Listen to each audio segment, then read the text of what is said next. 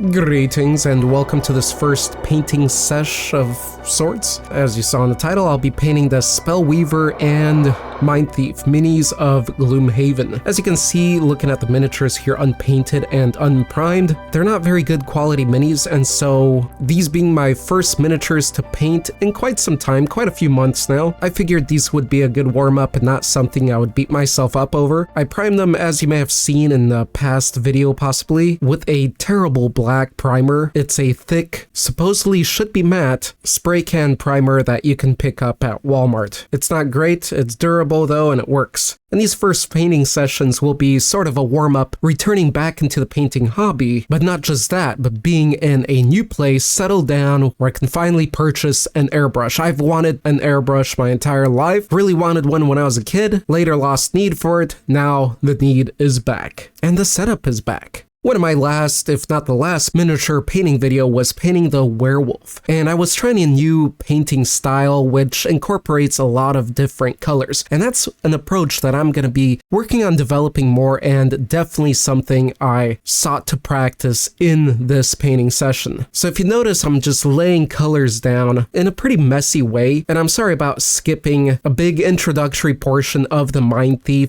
I was returning back to filming and painting and putting all that together. I wasn't sure when to start and stop the camera because I don't want it just to roll the entire time, as that's just a lot of wasted footage when you're looking to create a video like this that's, you know, say 8-10 minutes long. But essentially I laid down the basic colors all over the place. I'm doing this all in a sort of messy style. I'm more focused on what kind of colors and where I will place them, working from dark to light. I'm not too worried about keeping things too clean, as that's always going to get cleaned up as I layer of the more precise color I want in those particular areas. The details are decent on these minis, it's just that they're not very versatile in their poses, and some things, well, aren't even really there, such as the feet of the Mindthief, and others are just not presented that well.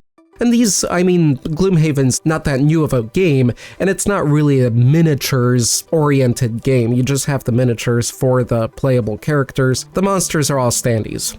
And of course, if you're on top of the latest in this genre, then you know that Gloomhaven is releasing all miniatures for their past games, future or present games, and all of those, which is a ton of minis. There's two major points of light and highlights, and those are the two magic spurts coming out of her hands, one being reddish pink and the other one bluish, and then the purplish bottom area, which again, I skipped a little bit here, just starting to color that up. But if you slow this down and you have some experience, then you definitely know how I got to the point where it's at here. I feel like I had a bit more color fun with the Mindthief, even though the Spellweaver has like 3 major different points of light coming at her. I feel like I was more experimentative with the Mindthief and working on that one first, and I was going back and forth between them, as you're seeing in this video. The order that you're seeing everything is how I was working on everything. It's just that I skipped different points while filming. As for the bases, I don't do much for bases currently. I just usually keep them black, but for Gloomhaven I decided to do something a little bit different, as each character has its main color, and it's all over their dashboard cards and their artwork. So for example, the Mindthief's color is blue and the Spellweaver's color is purple pinkish, and they also actually both have pets, which is nice, but the pets are, unless you get the miniatures, which is again a new thing, you use tokens, and those tokens represent the colors of those characters. So the color does have a purpose, it's important, but I don't want to paint the whole base just that color. I still want to stick to my black. So what I decided to do is do a little bit of a transition from black to that color on their base, heading toward the miniature itself. Again, once I get that airbrush, this will be a much smoother and easier and faster transition to make, but I kind of like what the brush creates in the textures, and it works, especially to give it that magical feel.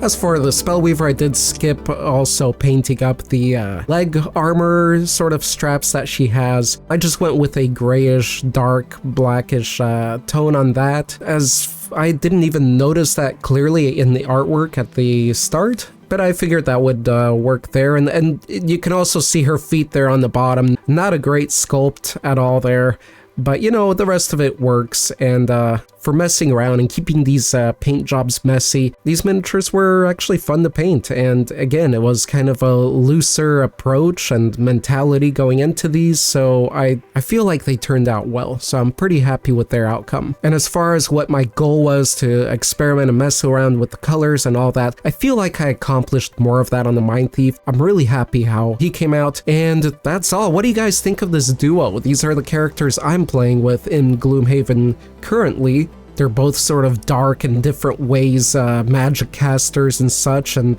you know, that's kind of my thing. Do you like this duo combination? Which one are you using? What are your thoughts on all that? And what would you like to see me paint? Especially what kind of board game mini would you like to see me paint? And if you've never heard of Gloomhaven, I'd have this video talking about what makes it so epic. And then there's this video on the right that apparently YouTube thinks you will enjoy, so let's see if they're right. I'll use any help I can get on this channel these days.